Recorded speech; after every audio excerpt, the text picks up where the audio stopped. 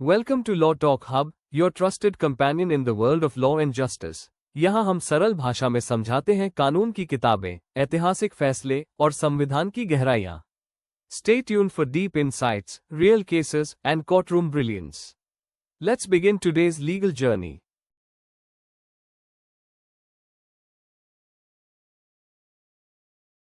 जरा सोचिए, आपके दरवाजे पर दस्तक होती है. बाहर कोई पुलिस वाला नहीं, बल्कि एक टैक्स अधिकारी खड़ा है और वो आपको गिरफ्तार करने आया है. सुनने में ये किसी फिल्म का सीन लगता है ना? पर ये एक बहुत ही जटिल और सच कहूं तो काफी डरावनी कानूनी हकीकत रही है. आज हम सुप्रीम कोर्ट के एक ऐसे ही ऐतिहासिक फैसले की गहराई में उतरने वाले हैं जिसने इस पूरी तस्वीर को बदल दिया है. और मैं ये वादा करता हूं कि इस चर्चा के आखिर तक आप बिल्कुल साफ साफ समझ जाएंगे कि एक टैक्स अधिकारी कब गिरफ्तार कर सकता है, कब नहीं, और सबसे जरूरी बात, ऐसी किसी भी सिचुएशन में आपके अधिकार क्या हैं. ये जानकारी सिर्फ बिजनेस करने वालों या वकीलों के लिए नहीं, बल्कि देश के हर नागरिक के लिए बेहद जरूरी है. तो चलिए सीधे उस सबसे बड़े सवाल पर आते हैं जो सबके मन में होता है. क्या जीएसटी या कस्टम्स डिपार्टमेंट का कोई ऑफिसर बिना किसी मैजिस्ट्रेट के वारंट के किसी को भी गिरफ्तार कर सकता है? ये वो सवाल है जो कई कारोबारियों और आम लोगों की रातों की नींद उड़ा देता है. और इसका जवाब देखिए, सीधा साधा हाँ या ना में नहीं है. ये थोड़ा पेचीदा है, लेकिन फिक्र मत कीजिए. आज जब ये चर्चा खत्म होगी तो आपको न सिर्फ इस सवाल का बिल्कुल साफ जवाब मिलेगा, बल्कि आप उन कानूनी ढाल को भी समझेंगे जो आपको इस ताकतवर कानून के सामने महफूज रखती है. ठीक है, तो समझते हैं कि असल में प्रॉब्लम की जड़ क्या है. ये जड़ है हमारे रेवेन्यू अधिकारियों यानी टैक्स और कस्टम्स के अधिकारियों को दी गई गिरफ्तारी की जबरदस्त पावर. अब देखिए, ये शक्ति अगर बिना किसी रोक टोक और बिना किसी जवाबदेही के इस्तेमाल की जाए तो बहुत बड़ी मुसीबत बन सकती है. जरा सोचिए, किसी जांच के बीच में ही सिर्फ एक शक के आधार पर किसी को उठाकर गिरफ्तार कर लिया जाए. इससे ना सिर्फ किसी की इज्जत और साख को धक्का लगता है, बल्कि उनका पूरा कारोबार ठप हो सकता है. तो यही वो टेंशन है.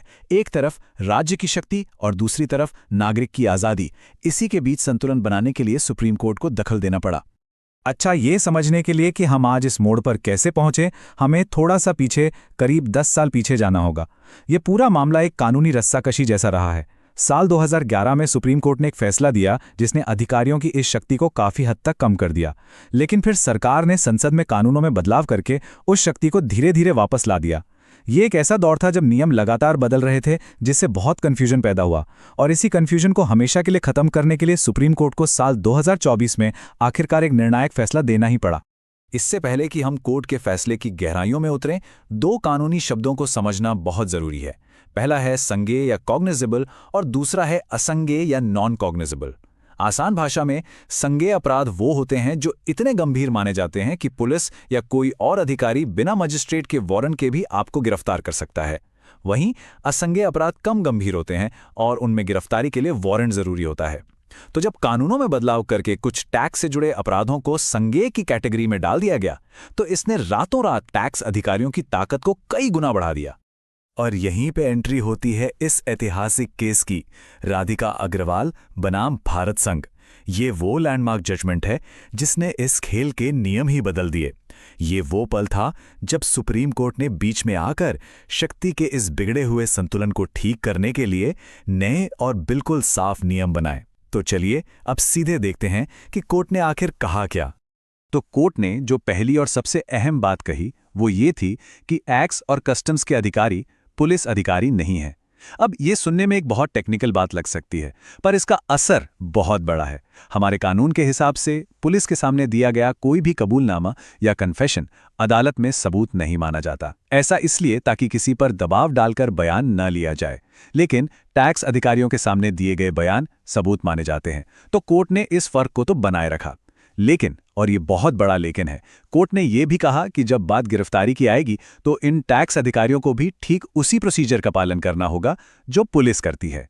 ये एक जबरदस्त बदलाव था. अब इस नंबर पर गौर कीजिए, 5 करोड़ रुपए. ये एक बहुत ही जरूरी लक्ष्मण रेखा है जो सुप्रीम कोर्ट ने खींची है. इसका मतलब ये है कि जीएसटी कानून के तहत अगर किसी पर जाली इनवॉइस बनाने जैसे गंभीर आरोप हैं तो उसे बिना जमानत के जेल भेजने का खतरा तभी होगा जब टैक्स की चोरी की रकम इस 5 करोड़ के आंकड़े को पार कर जाए. अगर रकम इससे कम है तो अपराध जमानती माना जाएगा. ये बेसिकली छोटे मोटे मामलों और बड़े पैमाने की धोखाधड़ी के बीच फर्क करने का एक तरीका है. और ये लाइन जो खुद चीफ जस्टिस ने कही है, ये इस पूरे फैसले का सार है। उन्होंने बिल्कुल साफ शब्दों में कह दिया कि अब किसी की आज़ादी सिर्फ शक या अंदाजे के आधार पर नहीं छीनी जा सकती। अधिकारियों के पास विश्वास करने का कारण होना चाहिए, मतलब रीज़न टू बिलीव होना चाहिए, और ये कारण सिर्फ मन की कोई भावना नहीं बल्कि ठोस सबूतों पर आधारित होना चाहिए, जिसे वो फाइल पर, कागज़ पर दिखा सकें।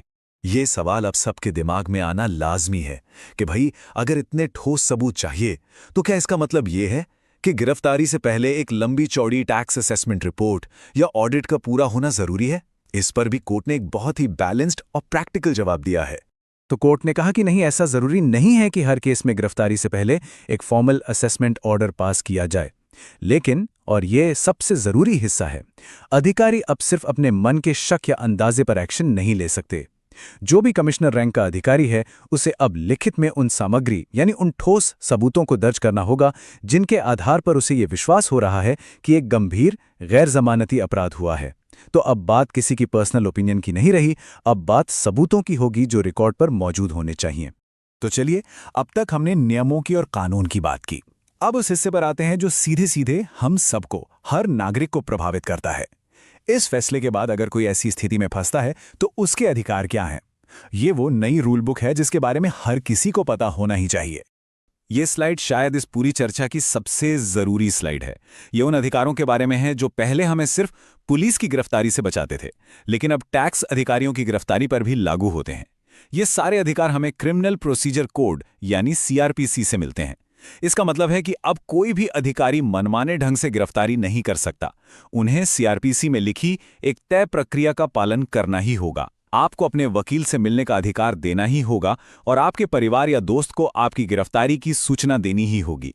ये सब अब आपका कानूनी हक है, चाहे गिरफ्तार करने वाला पुलिस हो या टैक्स ऑफिसर। ये एक और बहुत बड़ा सेफ्टी नेट है। कोर्ट ने यह साफ कर दिया कि लोगों को अपनी आज़ादी बचाने के लिए किसी एफआईआर या फॉर्मल कंप्लेंट का इंतजार करने की ज़रूरत नहीं है। अगर किसी को ये वाजिब डर है, मतलब रीजनेबल एप्रीहेंशन है कि उसे गिरफ्तार किया जा सकता है, तो वो पहले ही कोर्ट जाकर अग्रिम जमानत यानी एंटीसिपेटरी बेल की मांग कर सकता है। ये गिरफ्तारी होने से पहले ही एक सुरक्षा कवच की तरह काम करता है। ठीक है, तो हमने नियम समझ लिए, अधिकार भी जान लिए।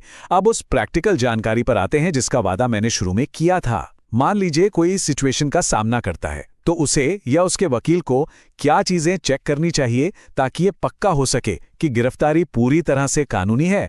सबसे पहले इस एक लाइन को हमेशा याद रखिए। ये इस पूरे फैसले का निचोड़ है। सिर्फ शक काफी नहीं है, गिरफ्तारी के लिए ठोस, रिकॉर्ड पर मौजूद सबूत चाहिए। यही आपका सबसे बड़ा डिफेंस है और यही सबसे बड़ा सवाल है जो पूछा जाना चाहिए। तो ये है आपकी 4 पॉइंट की चेकलिस्ट। पहला, ऑथराइजेशन चेक करें। क्या गिरफ्तारी का आदेश खुद कमिश्नर ने दिया है? ये बहुत जरूरी है क्योंकि ये पावर किसी जूनियर अधिकारी को नहीं दी जा सकती। दूसरा, विश्वास के कारणों के बारे में पूछें, मतलब रीजंस टू बिलीव क्या हैं? ये सिर्फ एक शब्द नहीं बल्कि एक कानूनी जरूरत है। अथॉरिटी को ये लिखित में दर्ज करना होता है। तीसरा, सबूतों की समीक्षा करें। उनसे पूछें कि वो कौन से ठोस सबूत दिखा सकते हैं, कोई दस्तावेज, बैंक स्टेटमेंट या किसी का बयान, या ये सिर्फ एक हवाई शक है। याद रखिए, नया नियम साफ है, शक काफी नहीं है। और चौथा और बहुत जरूरी, अपराध की गंभीरता को वेरीफाई करें। क्या जिस अपराध का आरोप है वो वाकई 5 करोड़ की सीमा को पार करता है ताकि वो गैर जमानती कैटेगरी में आए? इन 4 सवालों के जवाब ही ये तय करेंगे कि गिरफ्तारी कानूनी है या गैर कानूनी। चलिए, अब जरा एक कदम पीछे हटते हैं और इस फैसले के बड़े मतलब को समझने की कोशिश करते हैं। ये सिर्फ एक तकनीकी कानूनी बदलाव नहीं है, बल्कि ये सरकार और टैक्स पेयर के बीच के रिश्ते के बारे में भी एक बहुत बड़ा बयान है। कोर्ट ने एक और बहुत ही गंभीर प्रैक्टिस पर बात की। वो प्रैक्टिस है गिरफ्तारी की शक्ति का गलत इस्तेमाल करना। कोर्ट ने माना कि कई बार टैक्स अधिकारी गिरफ्तारी की धमकी का इस्तेमाल टैक्स वसूलने के लिए एक दबाव बनाने वाली तरकीब के तौर पर करते हैं, मतलब पैसे दो वरना जेल जाओ। कोर्ट ने इस प्रैक्टिस की बहुत ही कड़े शब्दों में निंदा की और साफ कहा कि यह पूरी तरह से गैर कानूनी है और किसी के मौलिक अधिकारों का हनन है। टैक्स की रिकवरी और गिरफ्तारी, ये 2 बिल्कुल अलग अलग चीजें हैं और इन्हें आपस में मिलाया नहीं जा सकता। लेकिन कहानी में एक और पहलू भी है, एक संतुलन बनाने वाला नजरिया। जस्टिस बेला त्रिवेदी, जो बेंच का हिस्सा थीं, उन्होंने अपनी सहमति जताते हुए एक बहुत जरूरी चेतावनी भी दी।